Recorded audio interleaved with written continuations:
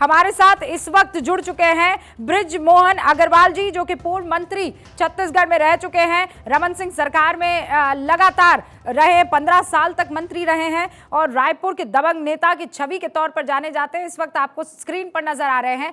बृजमोहन जी, मिठाई खा रहे हैं क्या आप?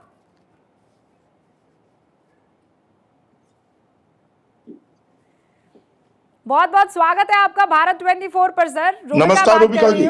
नमस्कार। मैं ये कह रही हूँ कि आप तो दिग्गज नेताओं में से गिने जाते हैं। आप कुछ खाते नजर आए तो मैंने कहा छत्तीसगढ़ में मुकाबला तो कांटे का है, लेकिन मिठाई खाते पूर्व मंत्री जी साफ दिखाई दे रहे हैं। देखिए, कांटे का मुकाबला नहीं है। छत्तीसगढ़ में क्लीन स्वीप बीजेपी के पक्ष में है और जब आप 3 तारीख को देखेंगे तो बीजेपी यहाँ पर क्लीन स्वीप लेकर और सुरक्षित मेजॉरिटी लेकर सरकार में आएगी। सर, हमने जो एवरेज निकाला है उसमें कांग्रेस को 49 सीटें मिल रही हैं। ये जो आप 49 सीटें बता रही हैं, ये सीटें बीजेपी को मिलेंगी, क्योंकि जो मातृवंदन योजना है उस योजना के कारण, पीएससी के घोटाले के कारण और साथ में जो किसानों को एक मुश्त हम पैसा देने वाले हैं उसके कारण बीजेपी के पक्ष में मतदाता है और बीजेपी के पक्ष में वोट आएंगे। छत्तीसगढ़ के लोग सामान्यतः बहुत वोकल नहीं है, वो बोलते नहीं है। अगर पिछले बार के आप आंकड़े देखेंगे तो पिछले बार जो एग्जिट पोल पूरी तरह फेल हो गया था छत्तीसगढ़ में। आप ये कह रहे हैं कि टाइम्स नाउ ने 40 सीट बताई थी, एक्सिस ने 26 सीट बताई थी, सी वोटर ने 39 बताई थी, हाँ। न्यूज नेशन ने 40 बताई थी, जन की बात ने 44 बताई थी, इंडिया टीवी ने 46 बताई थी, न्यूज एक्सिस ने 43 बताई थी, चाणक्य ने 36 बताई थी, पोल्स ने 40 बताई थी और बीजेपी को मिली 15 सीट।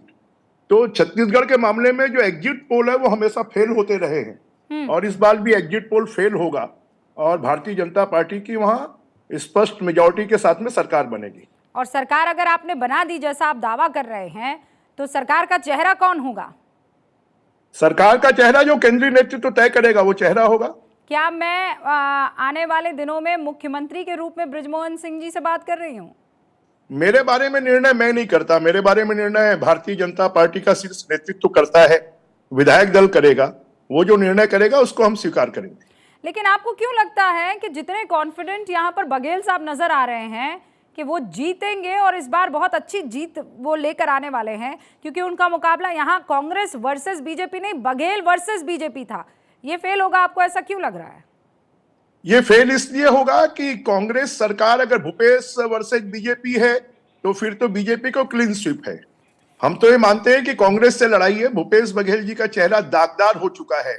उनके ऊपर में भ्रष्टाचार के इतने आरोप लगे हैं, चाहे वो शराब घोटाला हो, कोयला घोटाला हो, महादेव ऐप घोटाला हो, रेत के घोटाले हो, जमीन के घोटाले हो, डीएमएफ के घोटाले हो। तो ये सरकार इतनी दागदार हो चुकी है, जनता को लग रहा है कि छत्तीसगढ़ का पैसा भूपेश बघेल जी अपने आकाओं को पहुंचा रहे हैं, छत्तीसगढ़ की सेवा में पैसा नहीं लगा रहे हैं और डेवलपमेंट तो पिछले 5 सालों में जीरो है।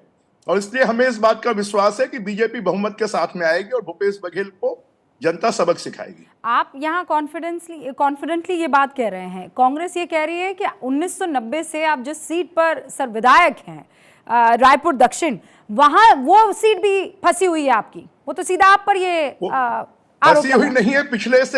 पिछले चुनाव से ज्यादा वोटों से वो सीट हम जीत कर आएंगे, कांग्रेस के कहने से नहीं। आप एग्जिट पोल में निकाल कर देख लीजिए, कंफर्टेबल वोटों से हम जीत कर आ रहे हैं। बृजमोहन जी, बहुत बहुत शुक्रिया, शुभकामनाएं आपको। 3 तारीख को एक बार फिर से आपसे बातचीत होने वाली है और यही सारी बातें जो आपने कही है वो मैंने नोट की है।